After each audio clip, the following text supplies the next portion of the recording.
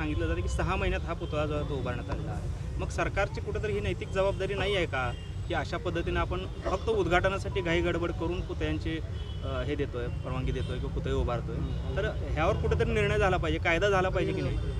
त्यांनी गडबड केली हे तर खरंच आहे, परंतु राजकारण नाही करायचं म्हणलं मी याच्यामध्ये, आणि त्यांनी सुद्धा कोणी करू नये.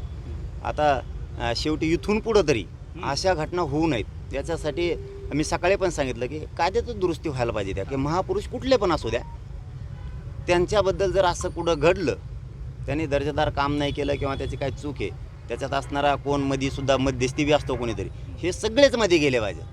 आणि हे कायमचे नाही गेले तर शेवटी मी पुन्हा तेच सांगतो की यांना दोघाला बाजूला सारून शेवटी मग आम्हाला जनतेला त्यांच्याकडे बघावं लागणार आहे. आंतरराष्ट्रीय 2 दिवसापूर्वी एक मोठी बैठक झाली. बैठकीमध्ये हजारो तुमचे जे मानणारा वर्ग आहे तो सहभागी झाला होता. नेमकं काय सांगाल आणि बैठकीमध्ये नेमकं काय झालं? नाही, ते 1 वर्ष पूर्ण झालं होतं आंदोलनाला. हे देशातलं सगळ्यात मोठं आंदोलन आहे की जे 1 वर्षभर तितक्याच संख्येनं तितक्याच लाखात लोक त्या आंदोलनामध्ये सहभागी. त्या देशात असं आंदोलन झालं नसेल कधी. 1 वर्ष पूर्ण झालं होतं म्हणून आम्ही एक छोटीखानी बैठक घेतली, पण ते राजकीय भूमिकेच्या बद्दलची जी बैठक आम्हाला घ्यायची होती ती आता पुढे ढकललेली आहे आम्ही. आता ते तुम्हाला कळूयात कधी घ्यायची. वर्षाची वर्षपूर्ती झाली म्हणताय. वर्षपूर्तीमध्ये काय काय मिळवलं मराठा समाजाने, काय सांगताय? नाही, आम्ही नाही मानत त्याला वर्षपूर्ती. शेवटी आमचा संघर्ष होता, आम्ही केलेला न्यायासाठीचा तो उठाव होता.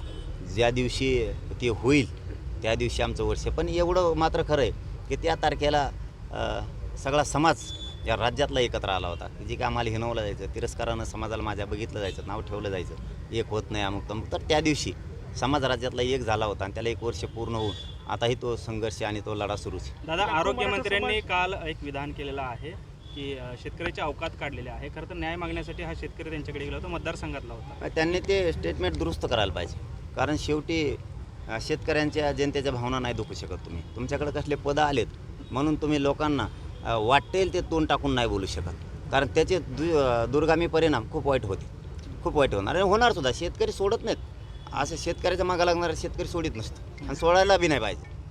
मुख्यमंत्री एकनाथ शिंदेमध्ये मराठ्याचा रक्त आहे का अशा पद्धतीचं वादविवाद होतं संजय राऊत करतायत, कशा पद्धतीने? नाही, ते त्यांचं राजकारण आहे, ते आता आपण काय त्यांचं बोला, ते दोघं एकमेकाला उत्तर देतील.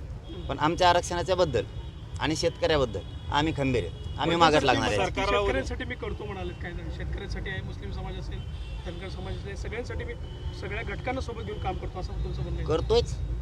माझे इतकं म्हणजे पाठ नाही थोपटून घेत, पण कोणी लावून नसून धरलं. मुस्लिम आरक्षण, धनगर आरक्षणाचा प्रश्न कोणीच लावून नसून धरलं. सरळ सरळ सरकार मी या दोघांसाठी अंगावर घेतलं, सरळ सरळ. आणि शेतकऱ्यासाठी सुद्धा करणार आहे. माझं एवढंच म्हणणं आहे की आमचा ज्वलंत मुद्दा आहे मराठा आरक्षण. ह्यो सुटला की त्या प्रश्नाच्या मागे मी लागलो. शेतकऱ्याला न्याय मिळाला पाहिजे आणि त्यांनी 30 सप्टेंबरपर्यंत शेतकऱ्याला न्याय दिलाच पाहिजे, या भूमिकेत आम्ही आहेत. नसता आंदोलनच पुकारावं, परंतु 2024च्या निवडणुकीचं मिशन हातात घेऊ, तेच आंदोलन समजायचं. आता रस्त्यावर येण्यापेक्षा सगळ्या शेतकऱ्यांनी, सगळ्या जाती धर्माच्या गोरगरीब लोकांना यांना पाडून टाकायचं. नेमका संदेश काय देत आहे की तुम्ही उभे करणार आहेत? नाही दादा, होईल ना, आत्ताच नाही बाबा. इतकं लवकर सांगितलं होतं मला लगेच कार्यक्रम सुरू करते ते. मी टायमाला बरोबर गेम लावतो यांचा कसा लावायचा ती. समाजातील अनेक घटकांचं म्हणणं आहे की तुम्ही परत उपोषण करू नये, त्याच्याविषयी व्हिडिओ मोठे प्रसारित झाले, लोकांची तिथं मागणी केली, काय सांगाल दादा? नाही, माझ्या समाजाचं माझ्यावरती प्रेम आहे. सगळ्या 18 पगड जातीच्या लोकांचं माझ्यावरती माया आहे खूप. मी त्यांची भावना समजू शकतो, परंतु मी पण माझ्या स्वार्थासाठी करत नाही. त्यांचेच लेकरं सुखी व्हावेत, तो शेतकरी सुखी व्हावा, सगळ्या जाती धर्माचे लोक सुखी व्हावेत म्हणून मी करतो आहे. मी 29 सप्टेंबरला आमरण उपोषण करणार ह्याच्यावरती मी ठाम आहे, परंतु माझ्या स्वार्थासाठी नाही ना.